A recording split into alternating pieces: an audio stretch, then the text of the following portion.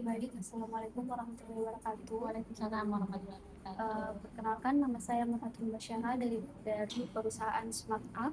Di sini saya sebagai interviewer untuk mewawancarai Anda mengenai eh, pengalaman-pengalaman atau kompetensi-kompetensi yang Anda miliki selama atau pengalaman-pengalaman selama pernah mengajar di guru privat yaitu Zafran Privat Course, benar? Iya betul. Namira Privat Course, Bina Bangsa Harapan. Ya, Oke, sebelumnya dari sini saya mau menanyakan, jadi kita ini lulusan sarjana kehutanan, iya betul. Saya lulusan sarjana kehutanan. Tetapi dalam pengaplikasiannya saya biasa juga bisa mengajar di berbagai lembaga ataupun yang berfokus ke anak-anak. Iya. jadi kita belajar begitu dari mana? Karena kan dari sarjana kehutanan pasti kan cukup minim ya dipelajari. Iya betul. Saya rasa saya mengambil privat itu khusus untuk anak-anak mulai dari pra TK dengan masuk ke SD. Saya rasa untuk di bidang kehutanan itu kan kita belajar basic untuk mengajari anak-anak bagaimana mereka membaca, menghitung, menulis. Saya fokusnya ke situ. Kemudian saya juga mengajar dari kelas 1 SD sampai ke kelas 6 SD dengan semua mata pelajaran. Saya rasa itu tidak berpengaruh karena yang penting kita punya basic untuk mengajar dan itu pelajaran dasar saya rasa. Jadi pengalaman saya di situ tidak ada pengaruhnya dengan yang lain. Oke, baik. Sebelumnya mohon maaf saya izin merekam. Iya, Apakah boleh? boleh. Dan waktu wawancaranya ini kurang lebih 45 menit. Boleh. Oke. Sebelumnya bisa perkenalkan dulu terlebih dahulu nama tak? Iya, saya perkenalkan nama saya Mutmain Akila. Saya alumni Kehutanan Universitas Hasanuddin. Sekarang saya lagi menjalani magister saya juga di Universitas Hasanuddin dengan fakultas yang sama di Fakultas Kehutanan. Eh, dan kemudian hubungannya dengan wawancara kali ini memang betul saya ada beberapa pengalaman mengajar di beberapa lembaga privat, tetapi pada waktu itu saya dulu berdomisili di Samarinda di Kalimantan Timur. Awalnya saya dulu di situ dan pas saya di sana saya menjalani tiga tiga lembaga di dalam satu masa. Di tiga lembaga itu ada beberapa yang saya kuasai dan saya fokuskan mengajar. Yang pertama itu Calistung, baca tulis menghitung, kemudian BTQ, baca tulis Quran, dengan Al-Mapel namanya, atau semua pelajaran SD kelas 1 sampai kelas 6. Oke, baik. Di sini pengalaman-pengalaman tak dari Zafran itu berapa lama? Nah, dari Zafran itu mulai tahun 2022,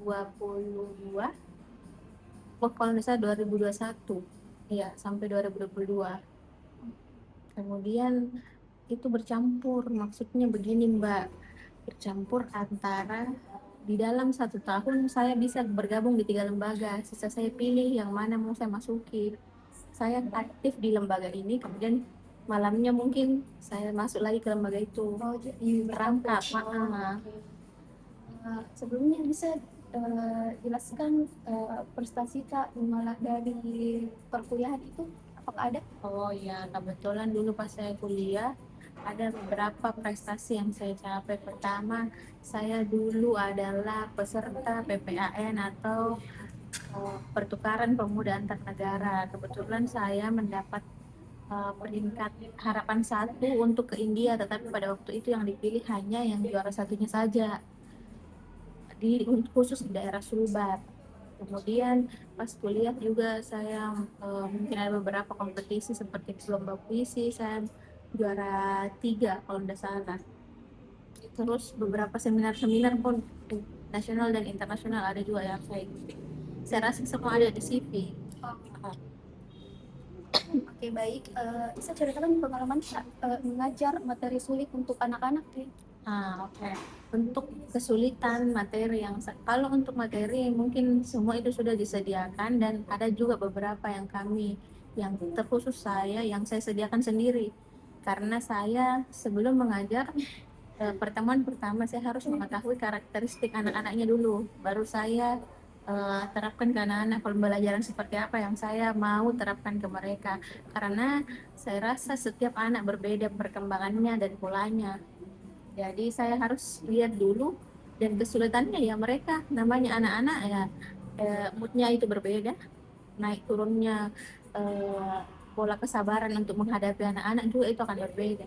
Oke, apakah ada eh, kayak kesabaran tak itu habis untuk menghadapi anak-anak yang kayak tidak bisa diatur lah atau bagaimana cara tak mengontrol itu kesabaran tak untuk menghadapi anak-anak di Oke, pengalaman saya beberapa ada mengajar anak-anak yang kadang susah fokus atau mereka terlalu aktif. Jadi pengalaman saya bagaimana agar mereka bisa kembali untuk berfokus ke dalam belajar. Saya menerapkan belajar sambil bermain. Belajar sambil bermain itu kita tidak boleh terlalu menekan anak-anak untuk fokus belajar karena memang usia dan umurnya memang lebih banyak bermain. Jadi saya berinisiatif untuk mengcombine atau mencampur itu biar mereka tidak bosan. Oke. Menurut apa target yang harus dicapai selama kita mengajar? Oke, kalau untuk ditanya apa target saya, karena setiap murid kan mempunyai orang tua masing-masing kadang mempunyai request apa setiap hari, maksudnya setiap hari pertemuan harus ada pencapaian yang mereka dapat. Jadi saya rasa targetnya kalau mereka memprogram itu calistung, membaca, menulis, menghitung, paling dasar itu mereka harus tahu angka 1 sampai 100, bagaimana mengenalkan itu huruf, bagaimana caranya menyambungkan kata, dan bagaimana caranya mereka menulis. Saya rasa itu kalau ditanya target tergantung mata pelajaran apa yang mereka mau ambil. Oke, sejauh ini kan kakak cukup berpengalamannya di bidang guru privat ini. Iya. Kalau targetnya adakah yang merasa cukup berhasil di bidang itu? Bisa Oh, diceritakan? maksudnya sepengalaman saya mengajar. Alhamdulillah, karena sudah beberapa bukti orang tua yang menghubungi saya ketika mereka merasa puas dengan cara kerja, cara pembelajaran yang saya berikan ke mereka. Ada anak-anak yang memang sebelum waktunya dia masuk sekolah atau pendaftaran sekolah, karena kan di Indonesia ini diwajibkan untuk calistung anak-anak untuk masuk mendaftar SD. Mereka semua biasa menyampaikan kalau mereka sudah lolos ataukah mereka sudah ranking 1, bahkan ada yang sampai begitu laporannya dari orang tua. Kalau mengenai persiapan Kak sebelum mengajar itu bagaimana saja? Persiapan sebelum mengajar ya seperti biasa, saya hanya menyediakan materi apa-apa saja yang mereka harus pelajari. Kemudian saya juga sebelum masuk, saya harus melihat minggu lalu bagaimana perkembangannya. Apakah ini menurun atau tidak. Kalau menurun, saya turunkan level belajarnya. Kalau dia naik, saya naikkan lagi level pembelajaran selanjutnya. Jadi cara persiapan belajar tak itu menurut tak itu cukup berhasil atau ada yang kayak harus dievaluasi kembali lagi? Saya rasa setiap anak, setiap pertemuan memang harus ada evaluasi, dan ada namanya keberhasilan, ada juga beberapa yang tidak berhasil. Tetapi saya orangnya memang harus selalu mengevaluasi diri bagaimana agar anak ini, maksudnya bagaimana metode yang cocok untuk anak ini, karena saya rasa setiap anak itu beda-beda metode belajarnya yang harus diterapkan ke mereka, karena beda anak beda karakter. Kalau strategi mengajar tak yang digunakan yang paling sering itu strategi apa?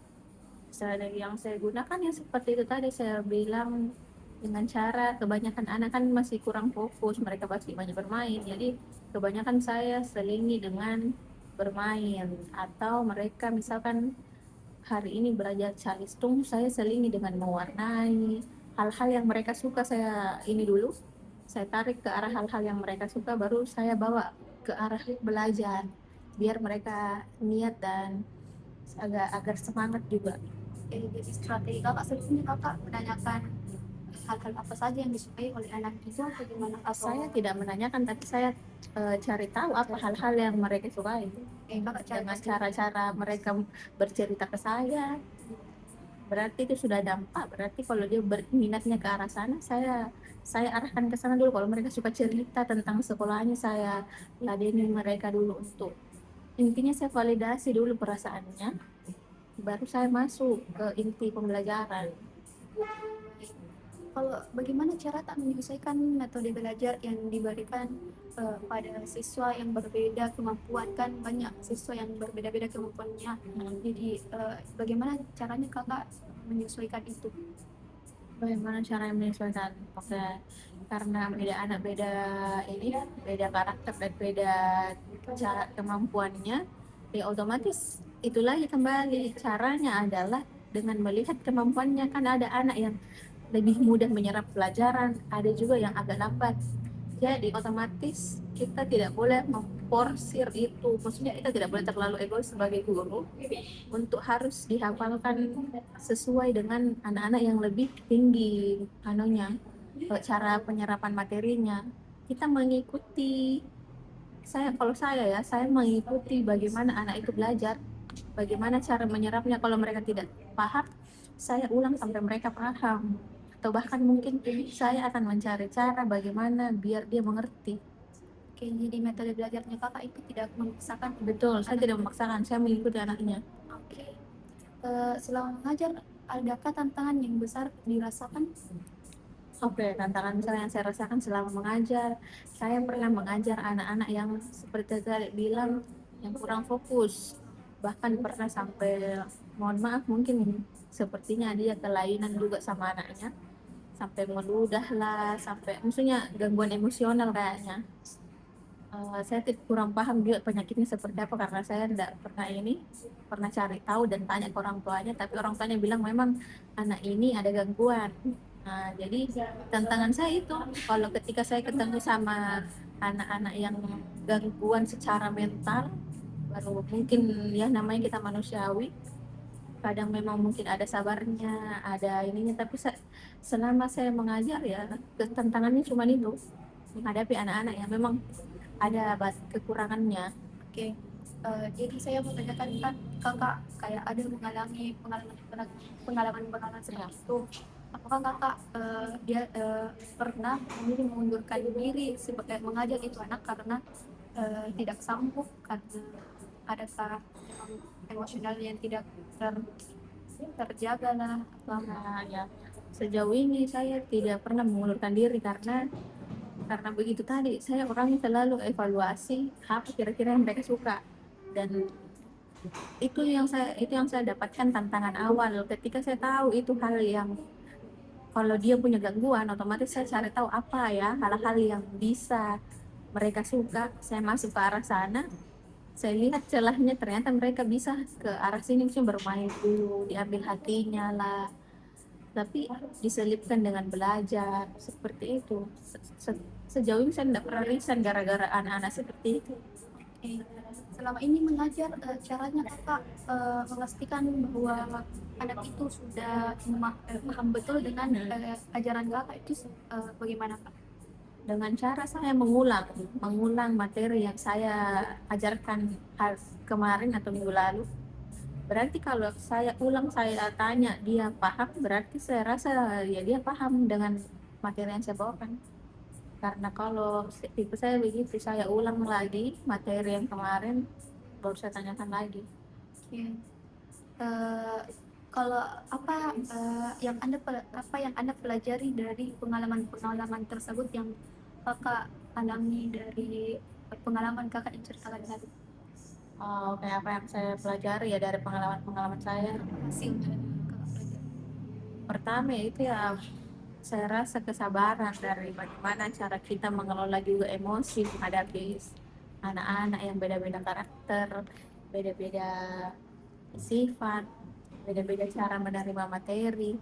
Saya rasa paling penting di situ kesabaran. Terus selama saya mengajar anak-anak, saya rasa juga yang jadi pelajaran adalah bagaimana juga kita berbagi cerita sama anak-anak. Maksudnya walaupun saya dewasa, saya ambil pelajaran, oh ternyata selama kita menghadapi itu dengan senyum, ceria, belajar, gembira dengan anak-anak, saya rasa itu semua ringan. Jangan dibawa tegang, jangan dibawa kaku. Oke, jadi di sini saya mau kembali ke jawaban kakak mengenai kakak itu mengulang materi untuk bisa mengetahui pemahaman murid kakak.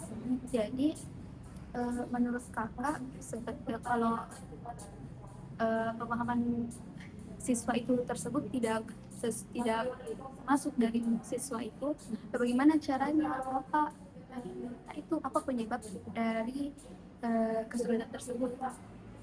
Oh, oke. Maksudnya bagaimana caranya agar anak-anak itu kira-kira apa kesulitannya Iya, begitu? penyebab utamanya kesulitan. Saya rasa kalau saya ditanya begitu penyebab utamanya adalah kan tingkat fokus anak-anak beda-beda. Ada yang ketika kita ajari dia, pada hari itu dia mengerti, tapi besok bisa jadi mereka lupa karena entah dia terlalu banyak bermain, entah itu dia cuma main HP, kan kita tidak tahu faktor-faktor internal atau faktor-faktor yang dari luar lah, atau kita tidak tahu. Jadi penyebabnya bisa jadi mereka tidak mengulang lagi di rumah, mereka tidak pelajari ulang. Orang tua pun mungkin juga cuek dengan perkembangan anaknya.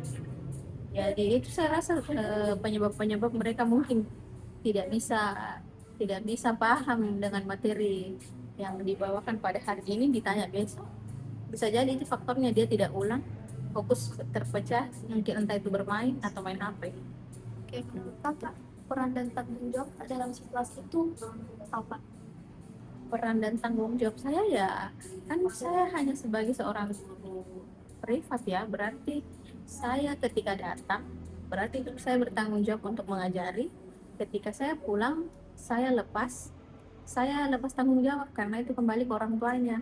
Tapi saya tetap melaporkan bagaimana hasil perkembangan yang saya ajarkan ke mereka. Tapi ketika saya kembali untuk datang mengajar lagi, itu termasuk lagi tanggung jawab saya untuk mengetahui dan bagaimana caranya saya bisa menyampaikan ke mereka kalau hal-hal ini belum dipaham, hari ini harus diulang lagi. Maksudnya saya mengulang terus sampai mereka paham. Oke. Kalau bagaimana Anda menyesuaikan pendekatan dengan kondisi siswa yang tak itu kurang cocok? Nah, bagaimana caranya? Saya rasa dengan cara saya bermain itu lagi. Saya mendekatkan diri dengan cara mendekatkan dengan hal-hal yang mereka suka. Dan saya juga mendekatkan diri dengan bagaimana caranya agar kita bertanggung jawab untuk belajar. Nah, atau dia besok nanti itu kita sekolah kita harus tingkat membaca, menulis, menghitung. Maksudnya saya gambarkan ke mereka kalau membaca, menulis, menghitung itu ini loh penting untuk hidup karena sekolah nanti itu juga dibutuhkan. Jadi otomatis mereka juga akan trigger bilang oh itu memang harus. Jadi memang mereka punya tanggung jawab di dalam dirinya bilang ternyata memang kita harus belajar ini. Kalau jika cara awal tak itu belum berhasil, apa yang Anda lakukan? Oke, kalau misalkan cara-cara seperti itu tidak berhasil, ya mungkin saya minta bantuan ke orang tuanya untuk memberikan informasi kalau saya sudah melakukan hal-hal seperti ini, tetapi mungkin anaknya kurang paham atau kurang mengerti, mungkin bisa disampaikan ulang lagi nanti di rumah karena jangan sampai pada saat minggu depan atau besok saya kesini untuk mengajar baru tidak dimengerti lagi. Itu mungkin maksudnya saya selalu koordinasi dengan orang tua agar ini belajar bukan hanya sekedar di saya tetapi di orang tua juga ada koordinasi begitu, di rumah pun tetap belajar walaupun tidak ada guru privatnya. Bagaimana Anda mengetahui bahwa siswa itu boleh memahami materi yang Anda berikan? Kalau bagaimana caranya biar saya tahu ya. Iya.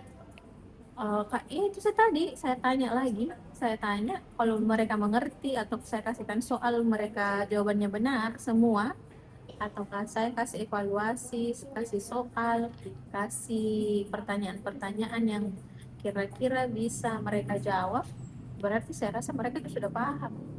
Tetapi kalau belum, berarti masih banyak yang salah, saya ulang lagi. Oke. Bagaimana caranya kakak mengetahui perkembangan siswa setelahnya eh, kakak memberikan materi-materi atau eh, apa kayak kayak kata-kata lah atau pengetahuan-pengetahuan gitu. Bagaimana cara apanya? Caranya mengetahui perkembangan siswanya kakak. Bagaimana caranya mengetahui perkembangan? Iya. Oke, saya dengan cara mendeteksi kalau dia itu paham betul dengan cara mereview ulang bagaimana dia. Saya tanya dari materi awal sampai terakhir, apakah paham, bagian mana yang tidak paham, saya tanya ulang, saya ulang terus, di review lagi, mereka jawab, dan kalau mereka maksudnya akan kelihatan itu ketika mereka tidak mengerti. Begitupun sebaliknya akan kelihatan pula juga kalau mereka tidak mengerti. Pasti diam saya di tempat kalau tidak mengerti. Kalau mengerti otomatis dia lancar, fasih membacanya atau menulisnya. Begitupun semua pelajaran lah. Oke. Kalau pengalaman buruk yang kakak alami bisa diceritakan Pengalaman itu. pengalaman buruk dari mengajar guru privat. Enggak, pengalaman buruk apa ya? Enggak ada sih pengalaman buruknya. Selebihnya kendala-kendala kan kami guru privat itu kendalanya hanya ketika ada beberapa ya, saya mau kasih tahu kendala-kendala guru privat itu ketika ada kendala di jalan, karena misalkan kami janjian dengan orang tua jam segini harus di rumah mengajar. Kalau misalkan ada kendala di jalan seperti macet, ban kempes, itu bukan saya cuma memberitahu kendala ya. Terus ketika sampai di rumah tiba-tiba orang tua bilang tidak ada bu, kami tidak di rumah. Itu juga kan maksudnya kita sudah capek ke sana, habis tenaga, tapi tiba-tiba orang ke muridnya tidak ada. Itu semua kendala-kendala di lapangan. Selebihnya tidak ada yang sampai kayak pengalaman buruk apa enggak. Oke, jadi caranya kakak mengatasi Cara mengatasi dengan itu lagi kan namanya kami di lapangan itu pengalaman kendala-kendala yang kami hadapi dengan cara selalu berkoordinasi dengan orang tua, berkoordinasi dengan orang tua dan murid. Karena kendala kami misalkan ban kempes, bu kami tidak bisa ke sana, mungkin besok hari diganti karena ban kami kempes. Bu kami tidak bisa di jam segini karena kami ada kegiatan yang lain, boleh pindah ke jadwal yang lain, seperti itu. Oke, jika kakak seumpama jika kakak ditolak oleh ibu apa ibu Orang siswa, tuanya. orang tua siswanya, bagaimana caranya kakak menghadapi situasi tersebut Ditolak dalam arti dalam artian kayak cara mengajarnya lah karena kurang cocok dengan orang tua ini. Oke, kalau saya kan itu misalkan mau ganti ya, maksudnya ganti, mereka meminta ganti guru begitu, dia tidak cocok dengan saya, ya kami serahkan kembali ke, kan ada namanya bagian administrasi. Jika memang itu tidak cocok metode pembelajaran yang kami berikan ke anaknya, kami tetap akan memberikan pilihan lain, guru-guru yang lain. Bagaimana saya cara menghadapinya? Ya saya tetap akan dengan legowo memberikan apa?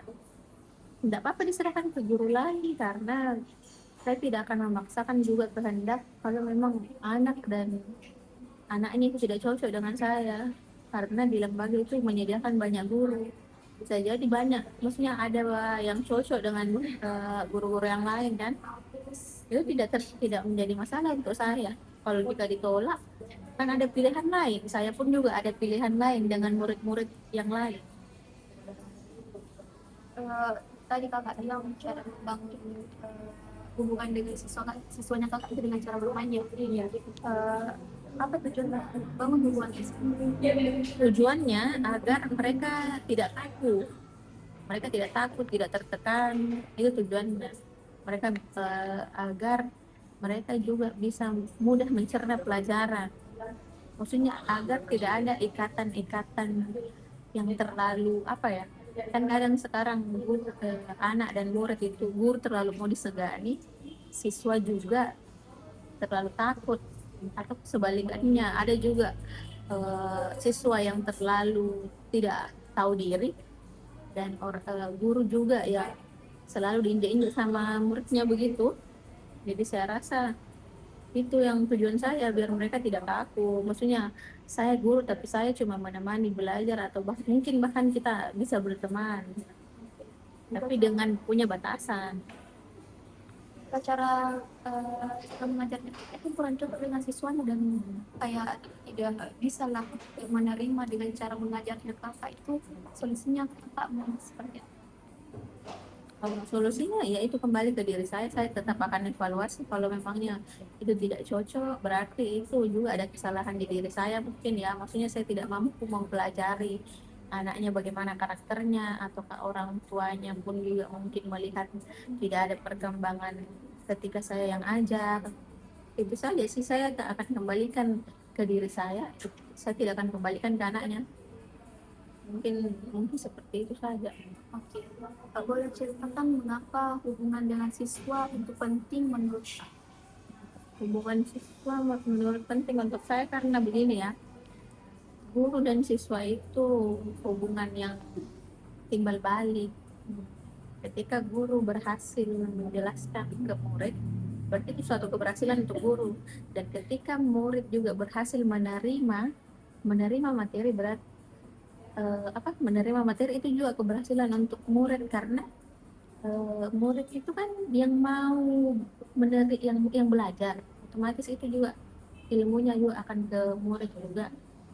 Jadi itu hubungan saya rasa itu sangat penting. Jadi saya rasa yang ditekankan memang harus kolaborasi, harus kerjasama yang baik, saling mengerti lah bagaimana cara-cara yang mencari celah agar eh, koordinasi terus berjalan. Eh, Kalau kan kakak tadi bilang soal cara mengajarnya yang bermain, apakah ada metode kayak metode-metode cadangan ke siswanya? Kalau memang metode satu ini tidak cocok, kakak menggunakan metode apa? Oke, ketika metode bermain tidak cocok, mohon maaf, saya mungkin akan bergeser ke metode yang agak lebih tegas, dengan cara mungkin lebih menekankan dengan, kan sudah dikasih ini bermain, maksudnya agak longgar ini, diberikan kebebasan toh. Tetapi kalau anaknya saya lihat ngelunjak atau apa, saya pindah ke metode lain, metode agak tegas, agak agak apa ya, agak menekan. Karena kan terlalu bermain juga tidak cocok sama ke dia, maksudnya dia lebih ini kan, ya saya pindah ke lebih tegas lagi. Seperti itu saja cara mainnya. Jika metode itu yang kayak tegas, kan banyak sekarang kasus-kasus orang tua yang tidak terima dengan metode seperti itu. Gimana tanggapannya kakak? Oh, kalau saya rasa itu kan beda, itu tegas beda keras. Tegas itu dengan aturan tanpa kekerasan, ada namanya tegas. Tegas dalam artian fokus, jangan ini. Mungkin karena ada tipe anak yang lebih takut kalau ditakut, bukan ditakut-takuti ya, ditegasi dibanding kita hanya bermain. Jadi kalau saya rasa itu, kalau yang ditanyakan tadi bagaimana tanggapannya tentang kekerasan, saya tidak tahu karena saya tidak pernah mengajar pakai sistem kekerasan. Kalau cara tak memahami karakternya siswa tak, Hmm? cara tak memahami karakternya siswa tak kan Dengan pendekatannya itu seperti itu tadi, banyak cerita bagaimana tentang dia di lingkungan sekolahnya, bagaimana dia dengan keluarganya. Maksudnya saya mengenali dulu mereka secara lebih personal, baru ke belajar.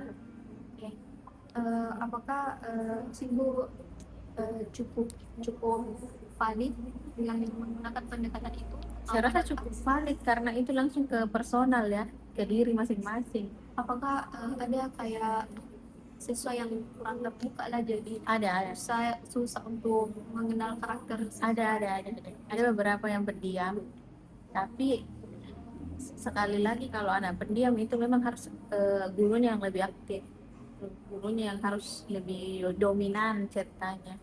Karena kalau tidak bagusnya gurunya yang harus lebih lebih mau mencairkan suasana, lebih banyak bertanya, karena mereka ada memang beberapa anak yang memang tipenya pendiam. Oke, caranya kakak menyesuaikan dengan pendekatan tipe siswa yang berbeda-beda, Caranya dengan, maksudnya cara berbeda-beda. tipe yang berbeda-beda karena kan Ya banyak iya, saya mengikuti mereka. Bagaimana? kakak mengikuti Oh, dengan karakternya dia. iya, saya mengikuti. Maksudnya saya baca mereka bilang, oh ini karakternya pendiam.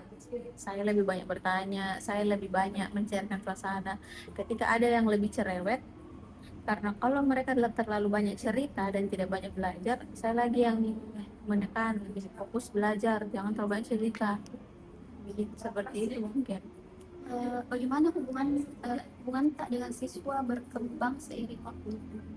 Maksudnya, Kayak bagaimana cara tak hubungan tak dengan siswa tak kayak kan berkembang toh, jadi kayak bagaimana hubungan tak, apakah lebih dekat atau kayak lebih kayak nasegani Miki karena dia tahu gurunya. oh ya, beberapa kan beda-beda ya karakter anak-anak ya. Ada yang memang segan, ada juga yang menganggap saya ini sebagai temannya. Kayak mereka hanya bercerita, Bu, kemarin saya ini lah, maksudnya ada yang seterbuka itu muridnya sama saya, dan ada juga beberapa yang betul-betul mereka hampir dikatakan takut. Nah, ada seperti itu karena mungkin beda anak, beda pembawaan seperti itu. Apakah ada dampaknya terhadap proses belajar siswa kayak tadi yang tegas, Iya, ada ada. cara bermain Pak? Iya, ada dampaknya. Otomatis akan beda dampaknya kan. Beda cara pasti akan beda dampak. Eh, dampak ininya ya ke mereka. Kalau kita tegas, tergantung anak bagaimana lagi mereka merespon itu. Kalau mereka meresponnya saya menakut-nakuti, ya otomatis mereka juga, saya rasa apa ya, kalau terlalu ditakut-takuti juga kan tidak bagus. Bisa diri lagi bercanda begitu, main sambil belajar, tegas tapi tetap juga belajar, seperti itu kurasa ya. Kalau dampak tadi kan dampak negatifnya ya, dampak tegas. Kalau positifnya Dampak positifnya ya begitu, mencairkan, otomatis kalau kita selalu mempelajari karakternya anak-anak, dampak positifnya kita tahu arahnya kemana belajarnya ini.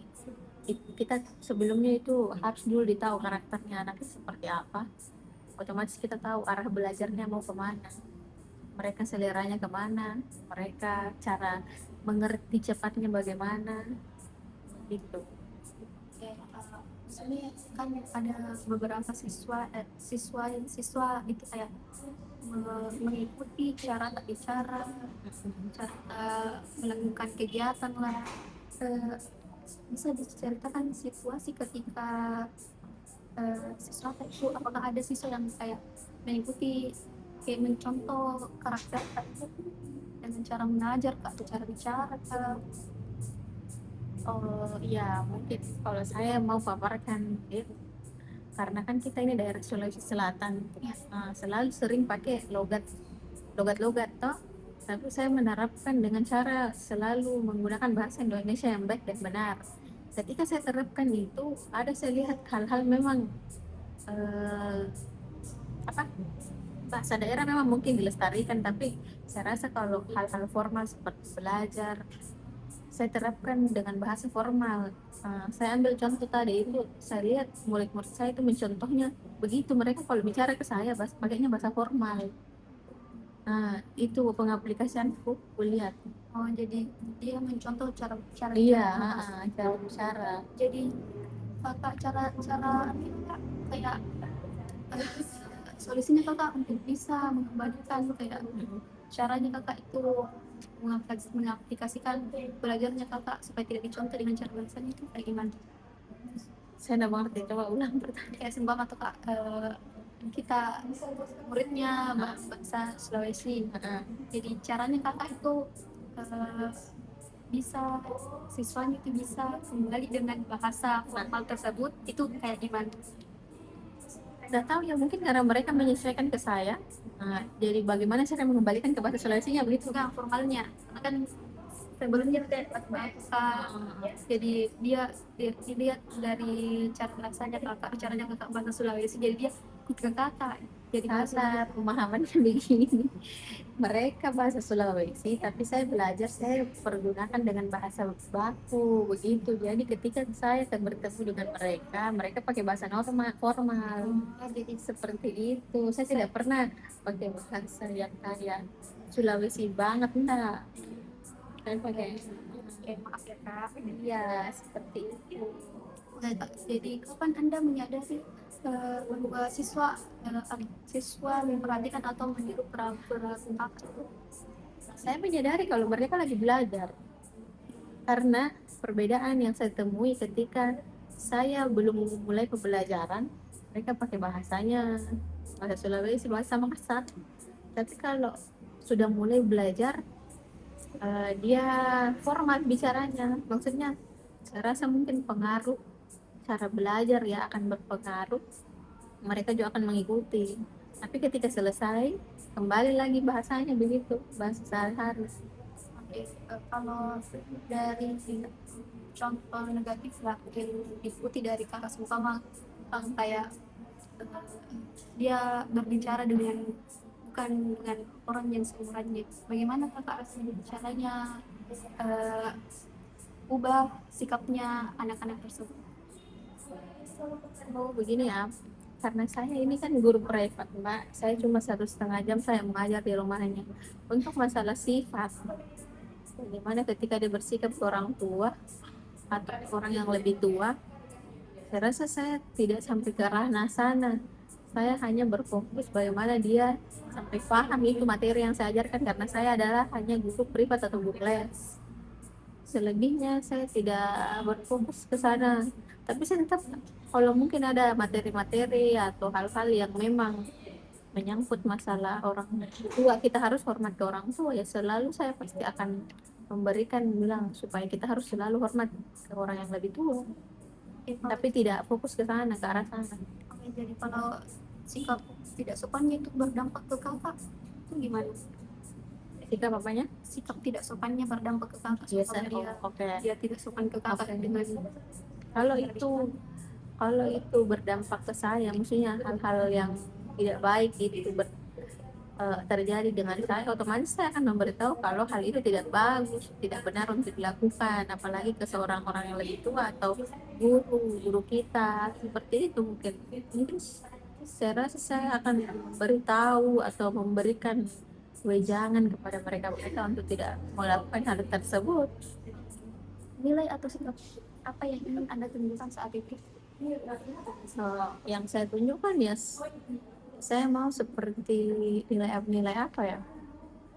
Bagaimana cara kita selalu hormat ke orang yang lebih tua, nilai-nilai seperti itu, nilai-nilai sopan santun, nilai-nilai menghargai orang yang lebih tua, seperti itu kayaknya. Oke, apakah ada hal Yang lain-lain seperti kayaknya cuma itu deh, menghargai dan sopan santun. apa tindakan nyata yang anda lakukan untuk menunjukkan sikap tersebut? Tindakan nyatanya, ya saya harus mencontohkan hal-hal yang baik, karena anak-anak zaman sekarang itu otomatis lebih banyak mencontoh. Otomatis kalau saya sebagai guru, ya saya harus memberikan hal-hal yang baik dan memberikan contoh yang baik kepada mereka, karena anak-anak zaman sekarang itu ya pintar mencontoh, apalagi di ranah saya ini kan rata-rata semua yang saya ajarkan itu adalah eh, anak kecil atau mungkin anak-anak yang baru mencontoh perilaku-perilaku yang apa yang mereka lihat. Bagaimana anda mencontohkan sikap disiplin dan tanggung jawab ke siswa ibu? Oke. Kalau masalah disiplin, karena ranahnya saya adalah guru les, saya mencontohkan ketika saya datang sebelum jam les mulai, saya orangnya tepat waktu. Sebelum sampai jamnya, mungkin 5 menit atau paling lambat lah 2 menit sebelum les, saya sudah ada di rumahnya. Itu salah satu bentuk contoh disiplin yang saya terapkan ketika saya mengajar. Kemudian yang kedua, saya juga mencontohkan bahwa bagaimana caranya disiplin dalam belajar. Maksudnya saya mencontohkan seperti eh, tentang kerapian dalam menulis, itu kan juga hal-hal disiplin. Bagaimana caranya supaya membaca itu eh, tidak lompat-lompat. Maksudnya ada beberapa anak yang betul-betul mereka itu tergantung mood baru mau belajar. Ya saya disiplinkan, bilang kalau kamu tidak paksa dirimu untuk selalu belajar, kamu tidak akan bisa membaca ini. Begitupun juga dengan menghitung, dengan mata pelajaran yang lain, mengaji pun juga begitu. Saya selalu terapkan ke mereka untuk selalu menggenjot dirinya atau memaksa, bahkan hampir dibilang memaksa untuk selalu bilang mendatangkan apa ya, semangat untuk belajar, kedisiplinan untuk belajar.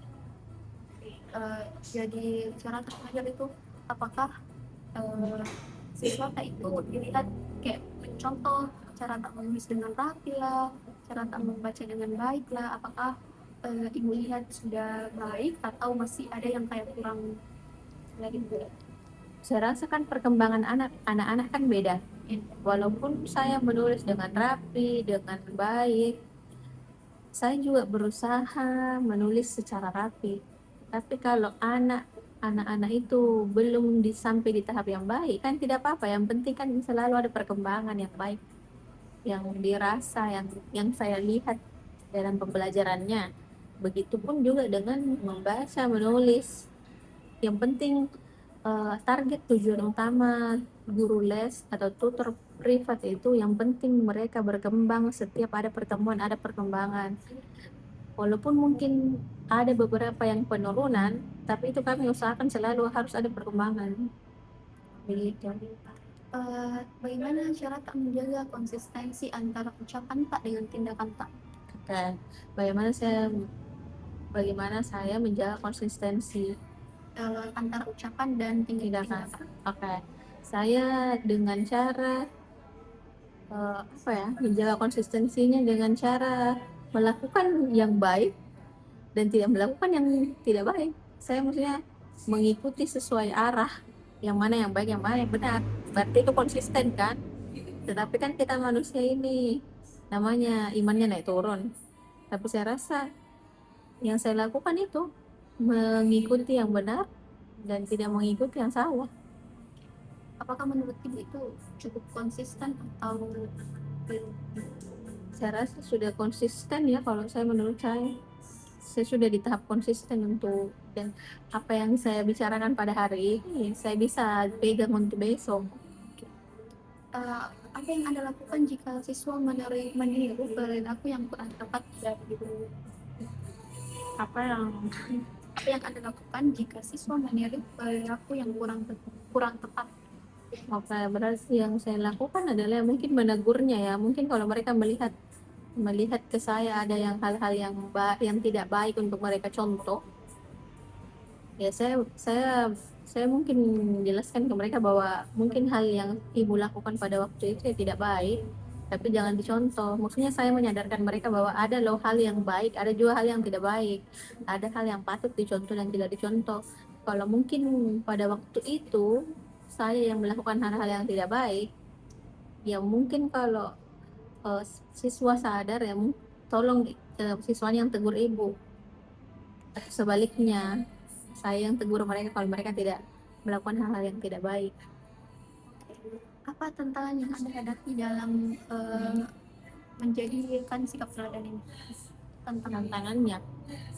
Tantangannya ya kembali lagi untuk masalah sifatnya ya, kan kami ini hanya guru-guru privat saja, jadi untuk sifat kayaknya susah ya, karena itu banyak faktor-faktor luar, ada faktor keluarga, lingkungan, dan faktor seperti entah itu tontonan. Jadi itu saya tidak bisa, kan kami hanya beberapa pertemuan dan beberapa jam saja, kami tidak bisa terlalu ini. Jadi saya hanya sebatas memantau saja pada saat belajar. Selebihnya tantangannya ya itu lagi, ada faktor keluarga, faktor lingkungan, entah itu di sekolah atau di mana, dan faktor tontonan. Nah itu yang akan menentukan sifatnya ini anak-anak nanti ke depannya.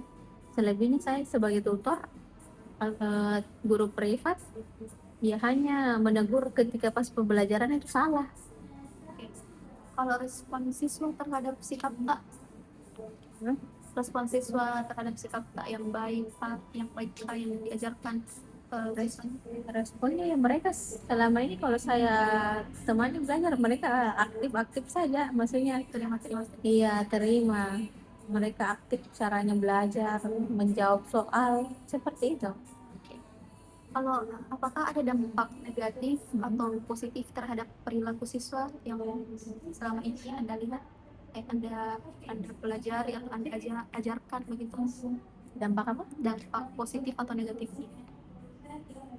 Dampak positifnya ya alhamdulillah beberapa yang saya sudah ajarkan ya mereka ada sampai yang berprestasi, sampai orang tuanya kayak bersyukur karena mereka sudah melewati di tahap sampai membaca ya, karena mereka kadang ada orang tua yang tidak fokus ke anak untuk mengajarkan itu di rumah, sampai ada yang sampai ranking bahkan mungkin di sekolahnya karena eh, kan perbedaan orang yang tidak les dengan yang les itu otomatis materinya lebih duluan dibanding orang-orang yang tidak les toh. Jadi itu salah satu bentuk dampak positif ketika ikut les. Tapi kalau dampak negatif sih rasa belum ada ya. Dampak negatif sejauh ini belum ada yang saya dapat. Oke. Jika Ibu diterima dalam perusahaan ini, apa tujuan yang ingin Anda capai saat ini? Jika saya diterima ya mungkin saya akan tujuannya saya ingin menambah relasi, menambah ilmu pengetahuan, menambah ilmu juga, dan menambah juga pengalaman ketika saya bergabung di perusahaan ini. Saya rasa begitu. Oke, untuk nilai apa yang ingin Anda tanamkan kepada siswa? Nilai yang saya mau tanamkan ya itu nilai-nilai sabar dalam belajar. Iya, kesabaran dan konsisten. Nilai-nilai sabar dan konsisten, karena kalau nilai itu tidak dijaga otomatis bisa jadi anak-anak tidak akan bisa bisa sampai target untuk mampu untuk belajar Oke. berhasil. Menurut Ibu, mengapa nilai tersebut itu penting bagi siswa? Penting sekali karena itu tadi, karena kalau tidak dipegang itu kesabaran dengan konsisten otomatis itu anak-anak tidak akan sampai di tahap berhasil untuk belajar, berhasil untuk sampai bisa menyudahi itu materi. Bagaimana Anda menyampaikan nilai sabar tersebut agar mudah dipahami oleh siswanya? Dengan cara selalu saya ulang-ulang. Kalau mereka bosan, berarti belum sabar. Tapi kalau mereka tidak bosan, saya lihat terus ada perkembangan, berarti nih orang mampu untuk sabar, terus konsisten. Saya lihat apakah mereka ini selalu ada perkembangan. Nah, itu namanya konsisten. Bagaimana Anda menyampaikan tanpa terkesan menggurui? Oke, ya namanya kami kan guru les ya. Otomatis kami pakai bahasa anak-anak, bahasa yang mudah dimengerti. Tidak mungkin saya akan menjelaskan secara formal, secara gamblang dengan seperti ini. Tapi saya akan menggambarkan dengan bahasa yang mereka mudah mengerti. Seperti misalkan, nah kalau kita belajar, maksudnya saya tidak akan, saya dengan bukan cara menggurui, tapi dengan cara mengajak. Kalau kita mau ini harus belajar yang seperti ini, seperti itu. Oke, bagaimana respon siswa terhadap pendekatan-pendekatan tak teknik caranya? Responnya mereka sejauh ini bagus-bagus saja, dan mereka mungkin terapkan, saya rasa saya lihat di setiap pembelajaran. Baik. Jadi cukup sampai situ saja wawancara kali ini. Mohon maaf jika ada salah kata atau kurang dimengerti. Jadi saya akhiri. Assalamualaikum warahmatullahi wabarakatuh. Waalaikumsalam warahmatullahi wabarakatuh.